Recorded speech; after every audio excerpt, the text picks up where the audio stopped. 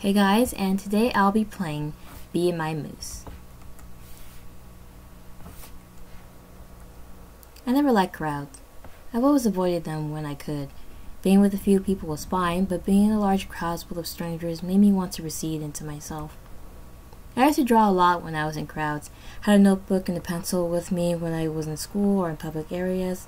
Sketching people helped me pretend I wasn't uncomfortable close to a large number of people. Eventually I got into an art school, hoping that my years of doodles would be put to good use. I didn't expect that I would eventually be thrust back into a crowd again. I had been in the school for over a year, and today many of the students were chosen to participate in an exposition in the city's art museum. The exhibition was held with hopes to gain the interest and financial support of rich investors, and so the students had to present their best works for it all. The art students had to submit a painting, the music students had to put on a recital, basically anything to show what you learned at the academy. Usually I like art museums, but not today. Not when I had to mingle with a crowd of orderly dressed strangers who seemed to view our pieces as inferior. Some of my friends from the art school were here, but it didn't help much. I stayed at the corner of the room, near some empty seats where there were less people, hoping and praying that no strangers would come over and try to start a conversation with me. I was never good at small talk with unfamiliar people. Me neither. My art piece is there amongst the rest of the students. The one with the man standing in the ocean with the dark, stormy sky above.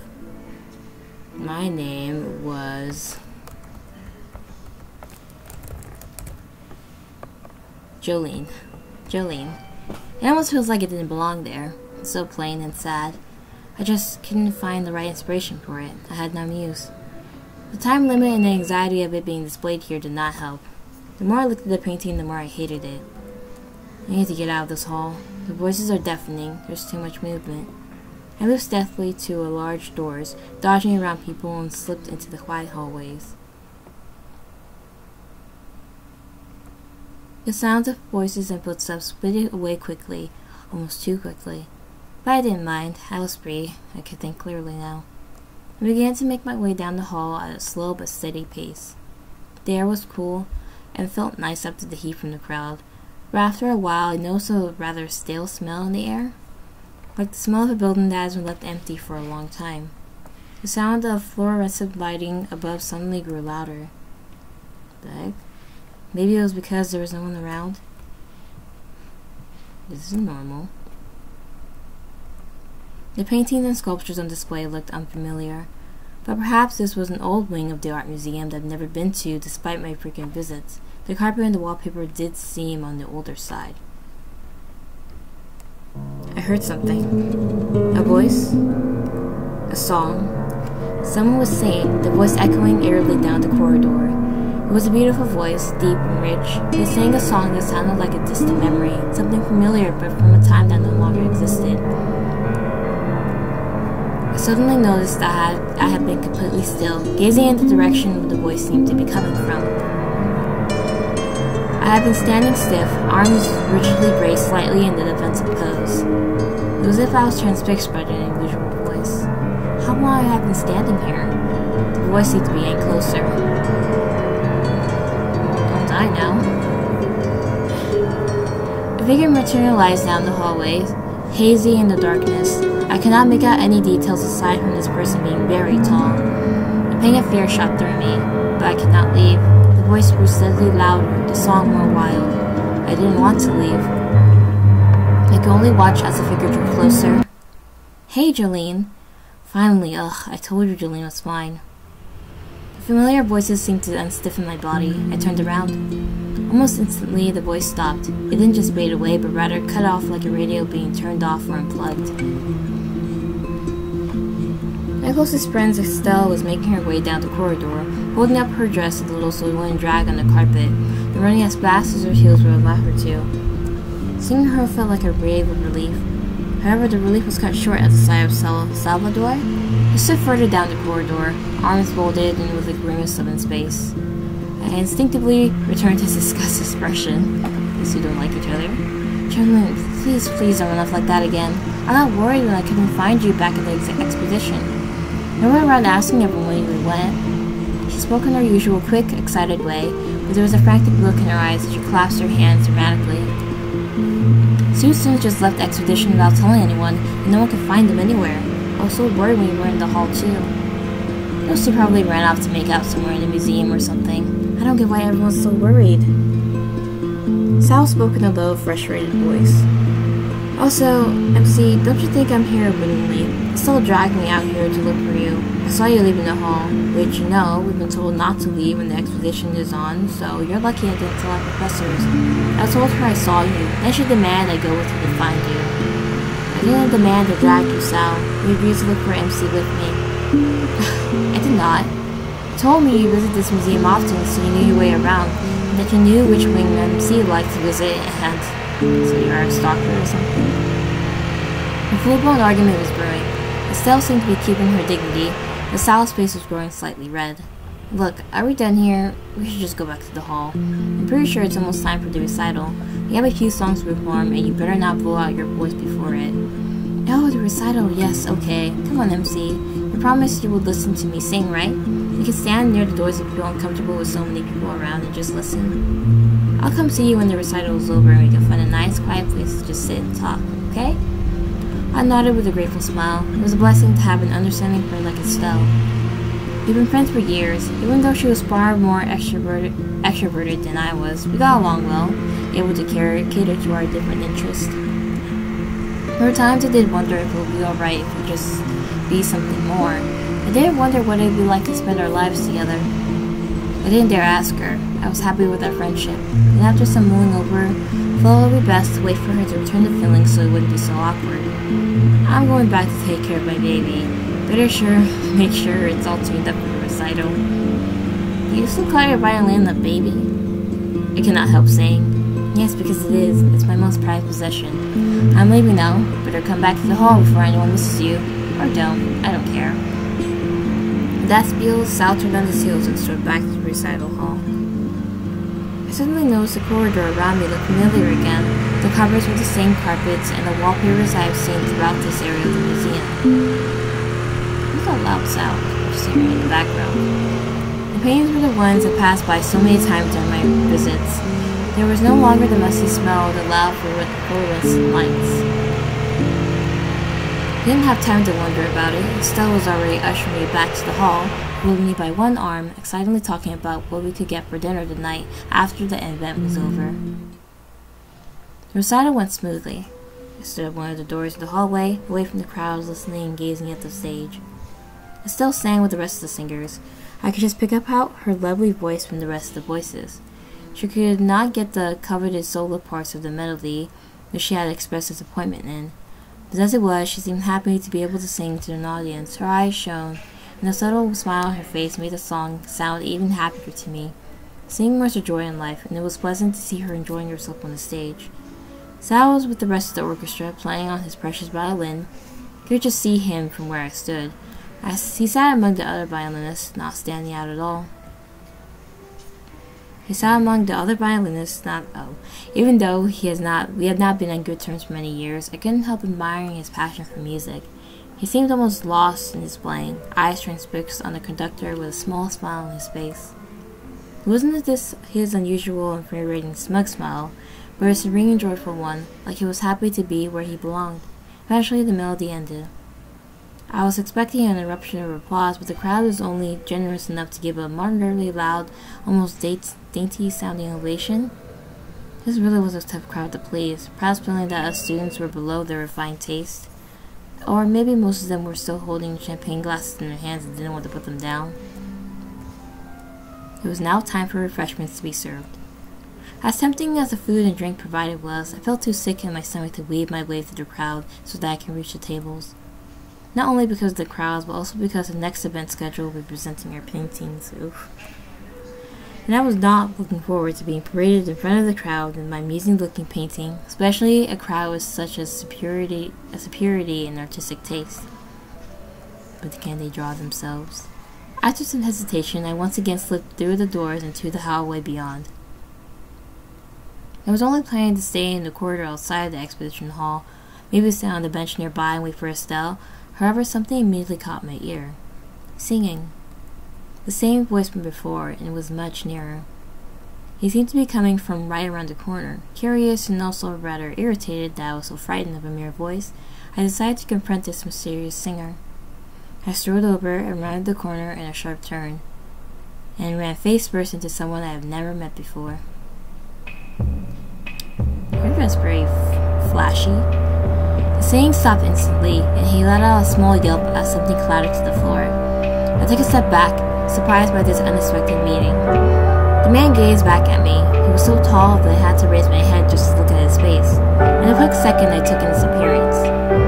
White formal suit, gold accessories including a pair of gold-rimmed glasses with shaded glass, long black hair with streaks of white in it.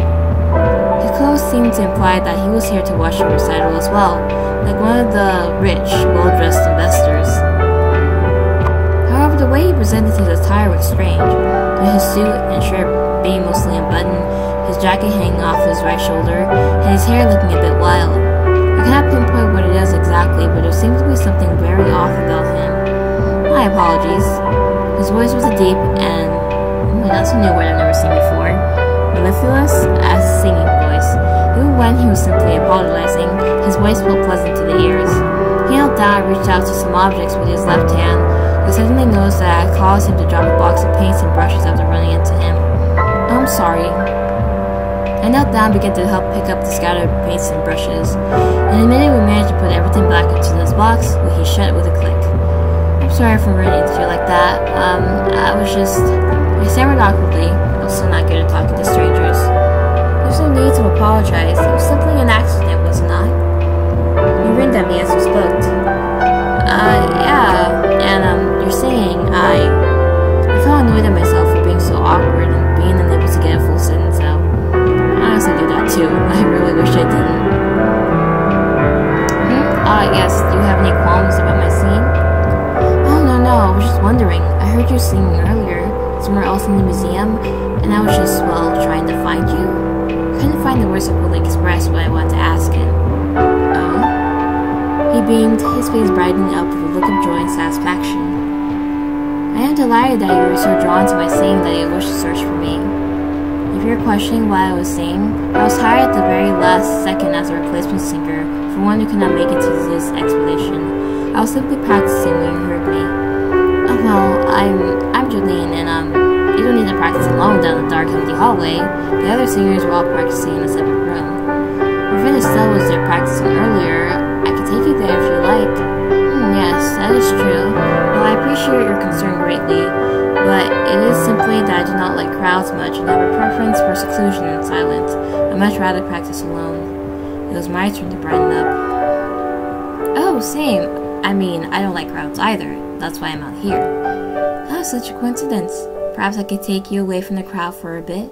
I've been searching for a muse for an art piece I wish to paint after all. Oh right, he was carrying a box of paintbrushes. Very good quality ones too, from what I saw scattered on the floor. Oh, I thought you were a singer. Indeed I am, but I possess skills in painting too. I adore any art form, any genre of creation, and have some capability in each of them. Singing, painting, sketching, sculpting, playing instruments, writing, acting. I couldn't tell if he was bragging or not, especially with his odd, slightly arrogant way of speaking. However, his confidence in his deep, soothing voice made me believe every word he said. However, before each art piece can be made, I require a muse, an inspiration, something that will spark within me an idea to create. Ah yes, I can't relate to that. I sighed, thinking about my painting back in the hall, and the many failed art pieces I have made over the years. And you, my dear, shall be an excellent muse. I have been looking down for most of the conversation, as I did not like making eye contact. However, this made me jerk my head back up to look at him in pure surprise. What? It was at that moment where I finally locked eyes with him, and I noticed how strange his eyes were.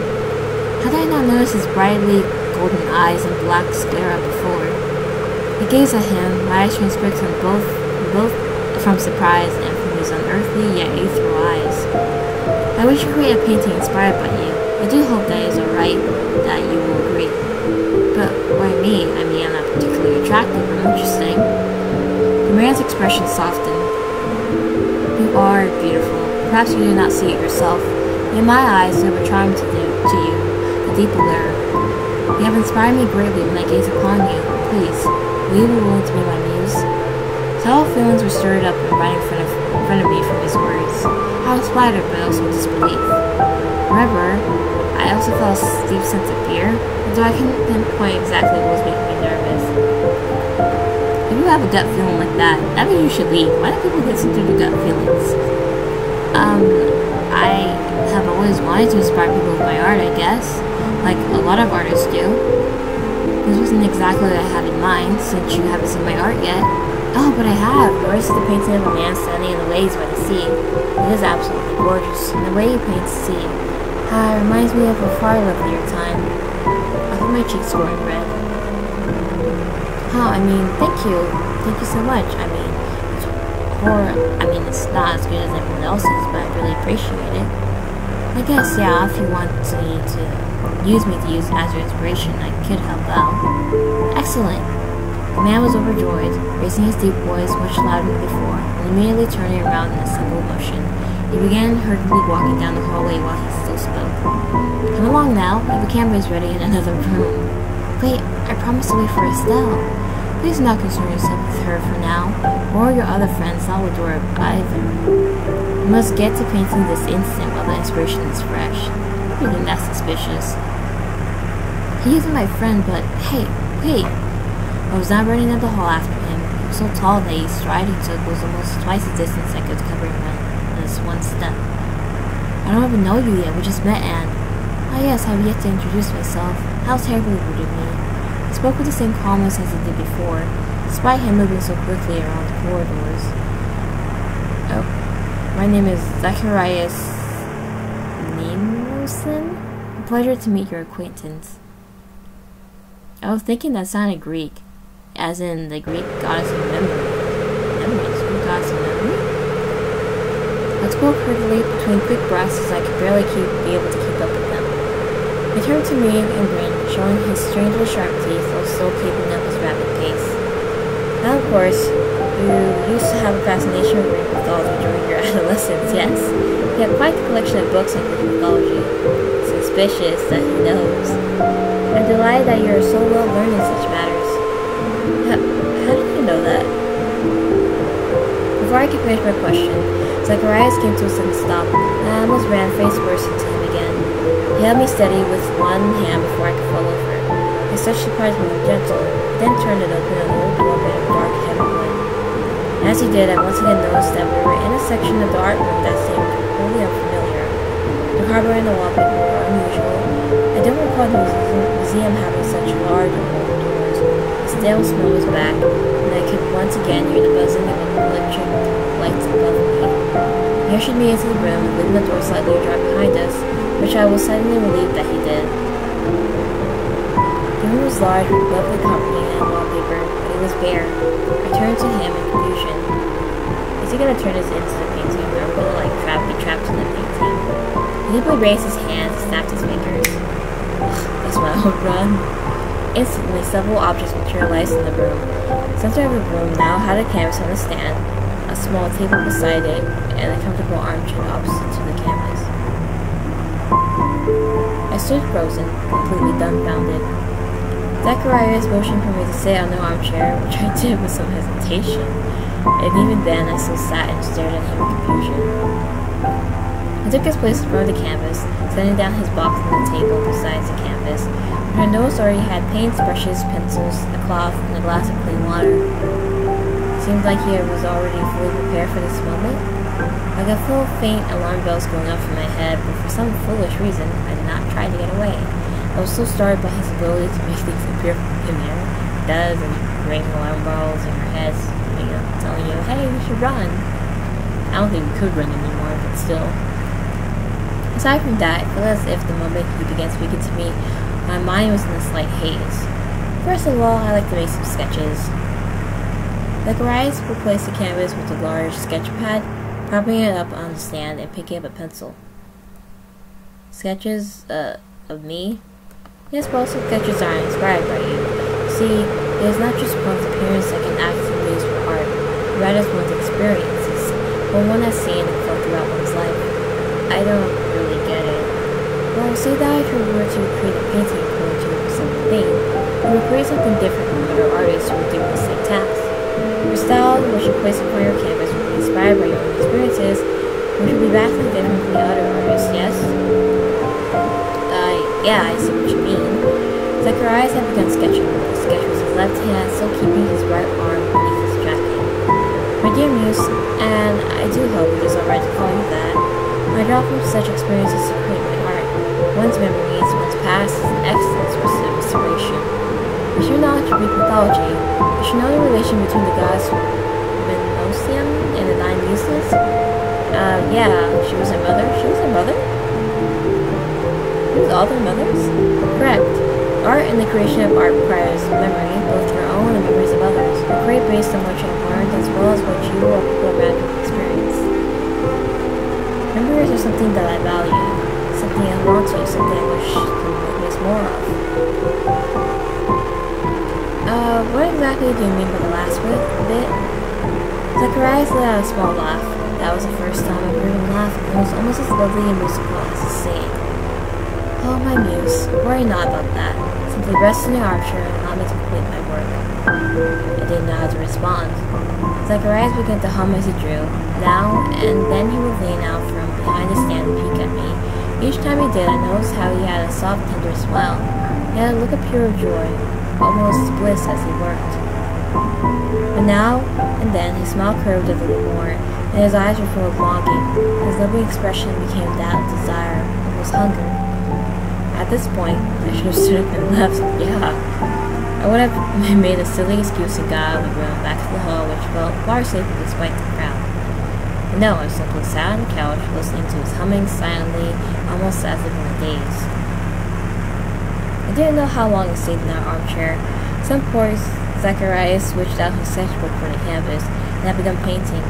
Time didn't seem to matter to me at the moment. My Muse, have I ever told you how beautiful you are?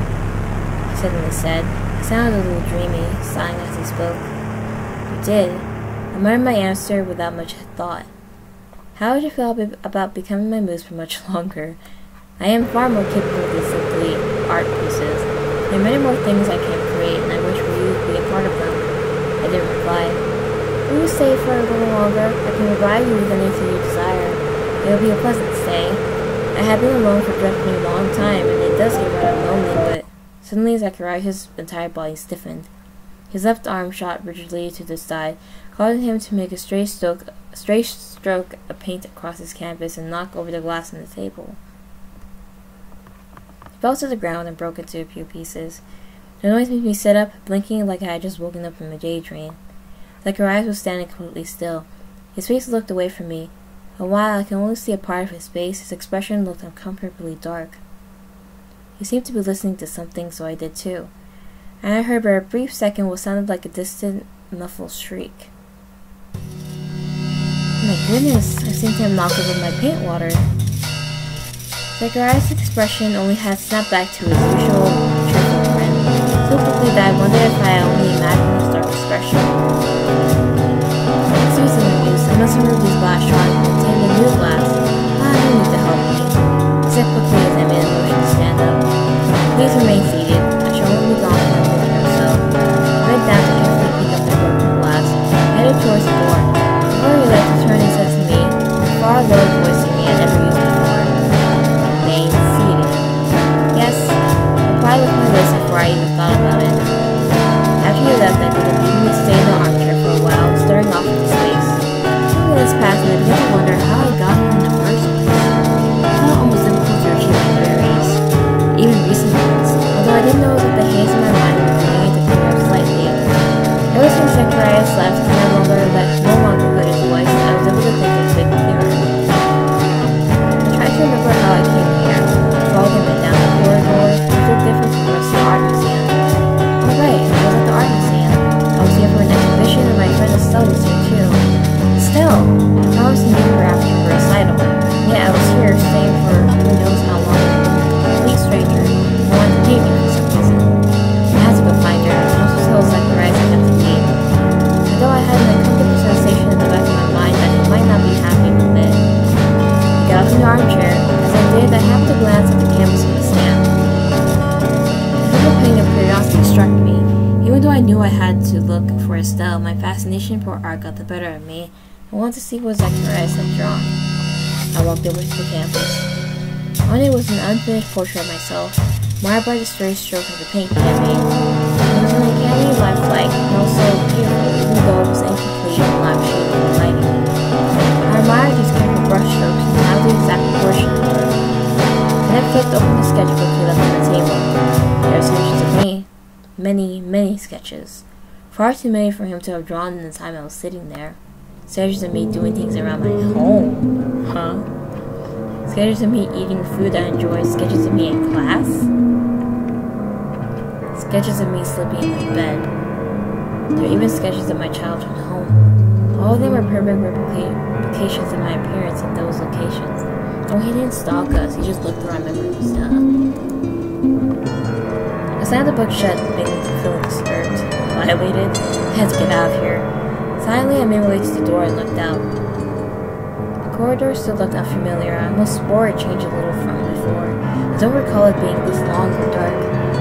Suddenly, I heard two voices in the distance. Estelle and Salvador. I heard the word by Zacharias. To be continued. Oh, shoot. Alright, and that is the end of the demo for Be My Muse. So basically, Zacharias is a Greek god, and he's slowly taking our memories. So I guess essentially we can be like his muse forever. So he'll keep painting us, drawing us, writing stories about us forever, and then we'll eventually forget who we are. Basically, I'm guessing that's what the story is gonna. It's gonna go in that direction. But thank you guys so much for watching this video. Bye.